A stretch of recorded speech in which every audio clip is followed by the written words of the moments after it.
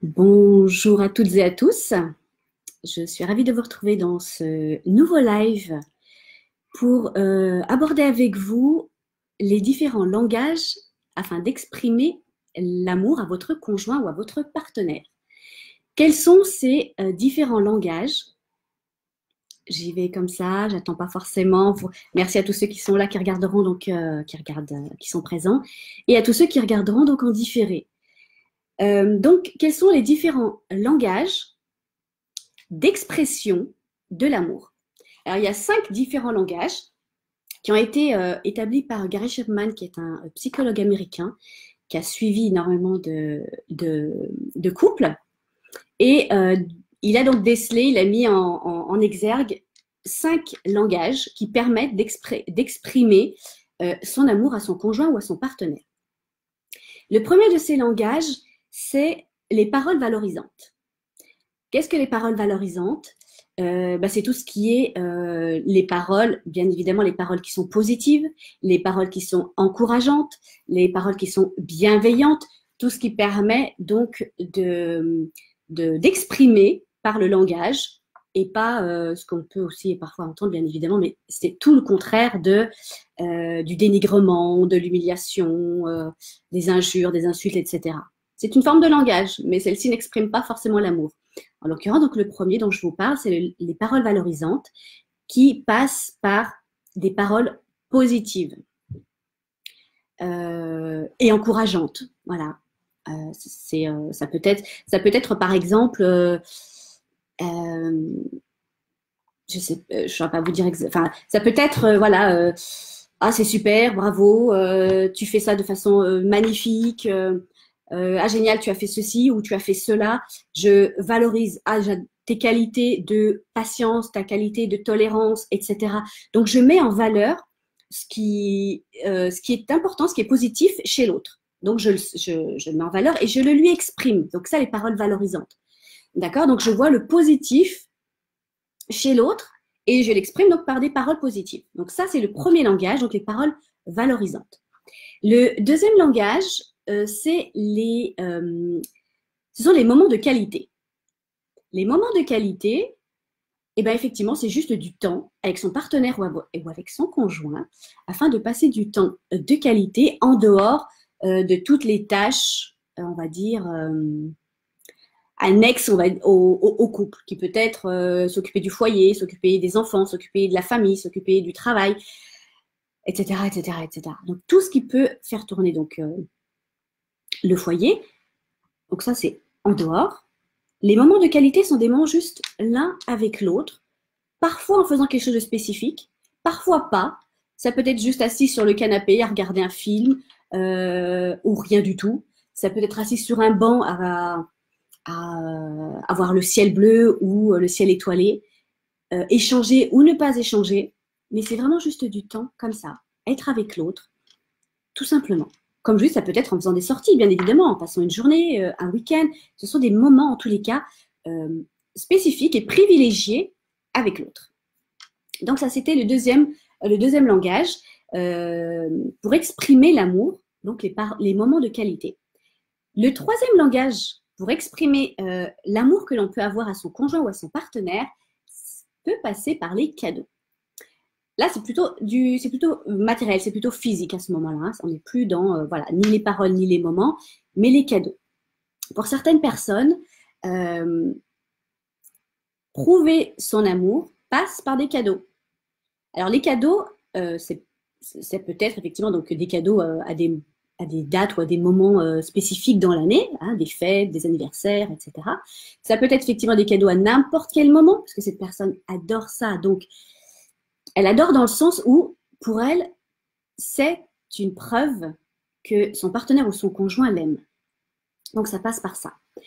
Les cadeaux, quand cette personne-là a ce langage-là comme référence, ça peut être des grands cadeaux, chic, onéreux, enfin bref, mais ça peut être également des toutes petites choses, des attentions. C'est ce qui importe aussi, c'est le geste. Pour ces personnes-là, ce qui compte, c'est l'intention d'offrir. Quand bien même c'est un cadeau fabriqué de ses mains. Cette personne-là est tout aussi touchée et valorisée dans son sentiment d'être aimé de son partenaire. Donc, les cadeaux pour le troisième langage d'expression de l'amour. Le quatrième langage va être les services rendus. Les services rendus, ça peut être effectivement dans son quotidien, le partenaire qui va aider son conjoint, sa conjointe à s'occuper de la maison, à s'occuper des enfants, à s'occuper des tâches extérieures telles que les courses, les papiers, enfin, tout ce qui est administratif.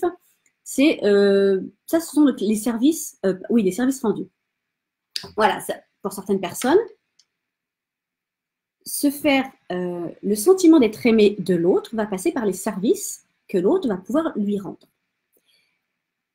Cinquième et dernier langage pour exprimer son amour vis-à-vis de son partenaire, ça va être le contact physique.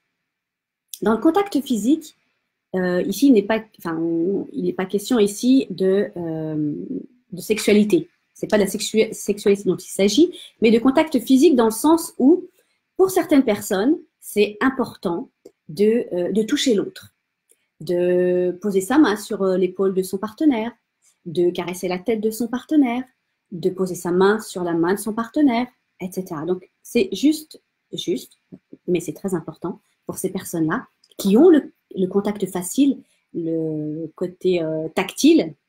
Vous avez certainement des personnes autour de vous qui, pour vous dire bonjour, vont vous enlacer, vous prendre dans leurs bras, vous faire de grandes accolades, vous prendre par les épaules, etc., etc. Ça, ce sont les personnes pour qui le contact physique est important.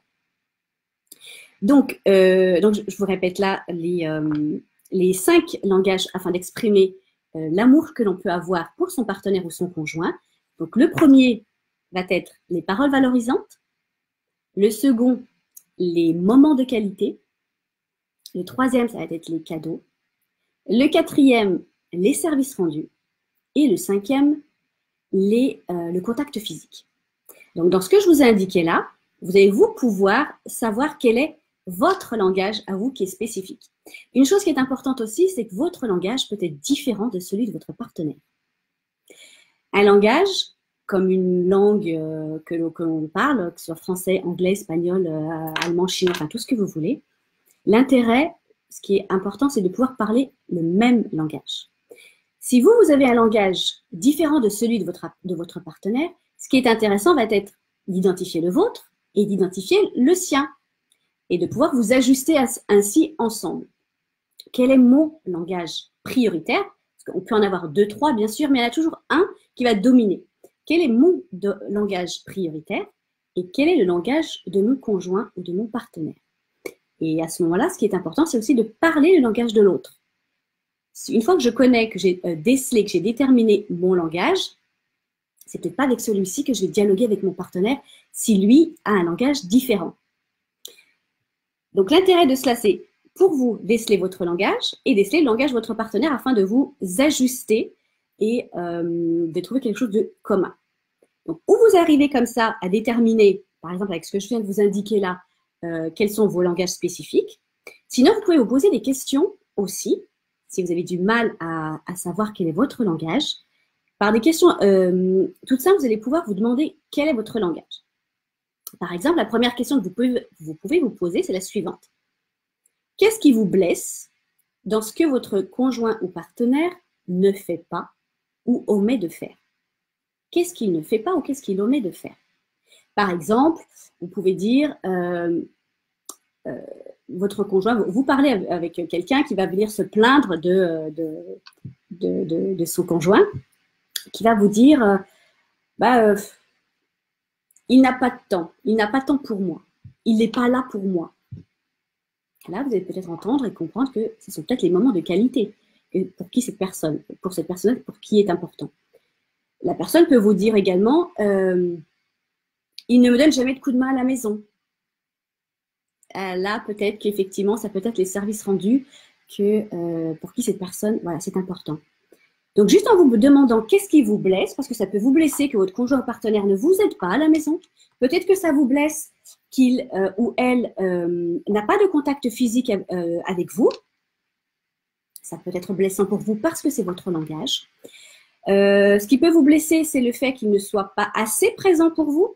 C'est pas qu'il ne l'est pas, c'est qu'il ne l'est pas à votre goût. D'accord? Donc ça, c'est important aussi de le déceler. Vous pouvez également vous dire ce qu'il ne fait pas ou ce qu'il omet de faire. Ça peut être, par exemple, il oublie de vous offrir des cadeaux. Voilà, autant au début de la relation, c'était quelque chose de systématique, autant après, avec la durée et la longueur, c'est quelque chose que la personne fait beaucoup moins. Et vous, ça vous affecte. Donc, juste en vous demandant qu'est-ce qui vous affecte lorsque votre conjoint ou partenaire ne fait pas ou omet de faire, va vous donner déjà un indice. Un très bel indice, parce qu'en réalité, ce qu'il ne fait pas, vous allez chercher l'inverse. Et en trouvant l'inverse, c'est là où vous allez trouver votre langage à vous spécifique.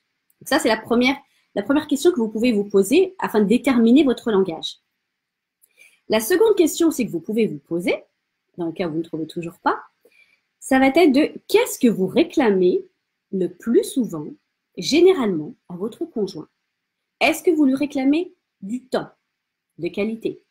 Est-ce que vous lui réclamez des services parce qu'il ne les fait pas automatiquement et que vous êtes obligé de demander à chaque fois? Ça, c'est un indice aussi. Est-ce que vous êtes obligé de demander d'avoir un contact physique parce qu'il ne le fait pas automatiquement, parce que ça n'est pas son langage? Donc, regardez qu'est-ce que vous réclamez le plus souvent à votre partenaire, et c'est probablement ce qui va vous permettre justement de savoir ce qui est de connaître de quelle façon vous avez, vous, le sentiment d'être aimé en déterminant cela. Si je détermine que ce que je réclame, c'est du temps, à ce moment-là, c'est que mon langage va être les moments de qualité. Si je réclame des cadeaux, parce que voilà, c'est ce que je réclame, à ce moment-là, la façon pour moi de me sentir aimé, apprécié de l'autre, va passer par les cadeaux. Vous voyez ce que je veux dire? Donc, ce que vous allez vous réclamer en réalité donc de votre conjoint, vous trouvez l'inverse, et c'est ce qui va déterminer votre langage à vous qui est spécifique. Donc ça, c'est la deuxième question que vous pouvez vous poser. La troisième question, c'est comment est-ce que vous-même vous exprimez l'amour que vous portez à votre conjoint? Comment est-ce que vous lui exprimez? Si vous êtes quelqu'un de tactile, à ce moment-là, vous allez effectivement peut-être très souvent l'enlacer, très souvent poser votre main sur sa nuque ou sur sa main, sur son épaule, etc., etc. Ça, c'est un moyen. Donc, si vous avez besoin de vous exprimer ça à votre conjoint, ça peut être votre langage à vous, votre langage spécifique, n'est pas forcément celui de votre conjoint. Si vous exprimez l'amour que vous portez à votre conjoint ou partenaire par des cadeaux, parce que pour vous c'est important et que vous offrez naturellement, régulièrement des cadeaux hors événements spécifiques, c'est votre langage à vous. C'est peut-être pas celui de votre partenaire. Vous voyez ce que je veux dire? Donc en déterminant comment vous dialoguez avec votre conjoint, ça vous donne aussi votre langage qui vous est spécifique. Voilà, donc je vous rappelle donc les 5 langages afin d'exprimer l'amour que vous portez à votre conjoint ou à votre conjointe, ou partenaire. Le premier, ce sont donc les paroles valorisantes. Le second, ce sont les moments de qualité. 3, ce sont les cadeaux. 4, vous avez les services rendus. Et 5, le contact physique.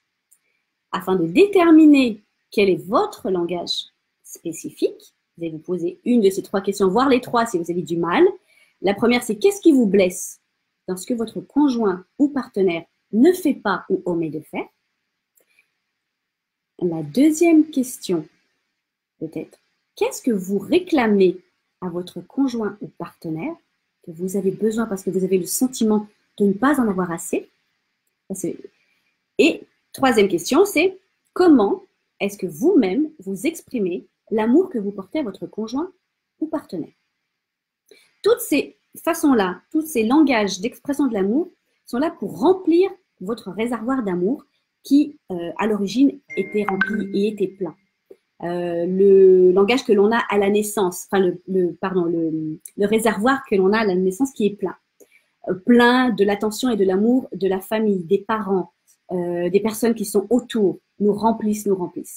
Mais quand on n'a pas cela, au fur et à mesure du temps, le réservoir se vide. Et c'est là où les choses deviennent compliquées avec son partenaire parce que on ne connaît pas forcément son propre langage et peut-être encore moins le langage de son partenaire. Et du coup, c'est difficile de le remplir, de se sentir bien, de se sentir apprécié, de se sentir aimé, de se sentir valorisé. Donc, déterminer tout cela, c'est vraiment important pour vous-même, pour l'autre et pour votre couple. Mais bien plus que ça. Parce qu'en connaissant vos langages, vous pouvez aussi déterminer quels sont les langages des autres personnes qui vous entourent, autres que votre conjoint. Ça peut être vos amis, ça peut être les autres membres de votre famille, ça peut être vos partenaires au travail. En regardant, en écoutant comment est-ce que les autres s'expriment, vous pouvez savoir quels sont leurs langages d'expression de l'amour. Parce que on utilise également ce langage-là quand on a un langage spécifique, admettons les paroles valorisantes. Si c'est un langage que j'utilise avec mon conjoint ou mon partenaire, il y a de fortes chances que j'utilise ce langage aussi avec mes amis, avec ma famille, etc., avec n'importe quelle autre personne qui peut être dans mon environnement. Ok? Donc, voilà, vérifiez tout ça, regardez, et puis vous verrez que vous allez apprendre des tas de choses de vous-même et des personnes avec qui vous êtes en relation. La même chose pour vos enfants, que vous ayez des enfants ou les enfants que vous avez autour de vous, peu importe. C'est la même chose. Les enfants, dès petits, s'expriment par leur langage qui leur est spécifique et qui prime. Un enfant va exprimer à son parent la façon dont lui-même aimerait se sentir aimé, que ce soit par les paroles valorisantes, que ce soit par les services rendus, que ce soit par les cadeaux, les moments de qualité ou le contact physique. Un enfant déjà s'exprime par son langage premier. Et ce langage, en général, nous le gardons de toute façon toute notre vie. Donc voilà un petit peu aujourd'hui ce que je souhaitais vous apporter pour faciliter votre relation et votre relation au sein de votre couple, mais de façon générale, vos relations avec votre entourage familial, amical, professionnel, quelles que soient les personnes avec qui vous êtes en interaction. Déterminez votre langage d'expression de l'amour, donc avec le conjoint ou avec une tierce personne. Déterminez le vôtre, déterminez celui de votre partenaire et vous verrez que vous éviterez bien des malentendus, bien des désaccords et bien des conflits. Et ça, dans un couple, c'est vraiment important et primordial. Donc voilà, donc je suis écoutez, ravie de vous avoir partagé ceci. J'espère que vous y trouverez, de la valeur également. N'hésitez pas à me mettre en commentaire des retours ou quel est votre langage à vous que vous avez déterminé ou celui de votre conjoint. De quelle façon est-ce que vous avez l'habitude de vous exprimer? Voilà, n'hésitez pas à partager la vidéo si vous pensez que ça peut aider ou apporter donc de la valeur à une personne de votre entourage. Et moi, je vous retrouve avec grand plaisir lors d'une prochaine vidéo, tout simplement. À bientôt.